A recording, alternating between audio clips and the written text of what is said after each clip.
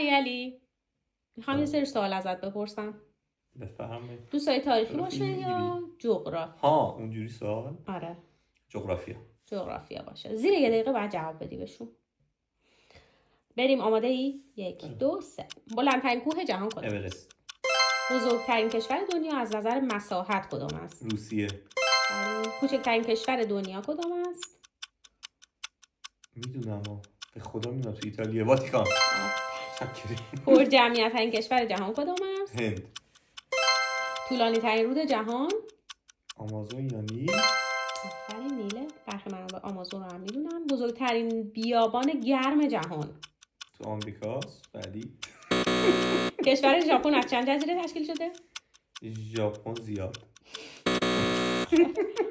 6800. مرتفع ترین پایتخت جهان کدام است؟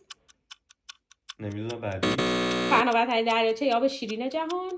بعدی بزرگترین شبه جزیره جهان؟ عربستان. سردترین قاره جهان؟ قطب جنوب.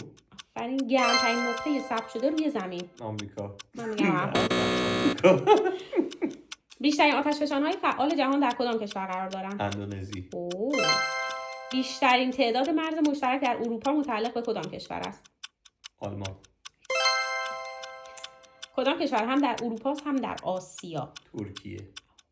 حالا میخوام ازت یه سوال تاریخی هم بپرسم. در 22 نوامبر چه اتفاقی جهان را شوکه کرد؟ تولد من.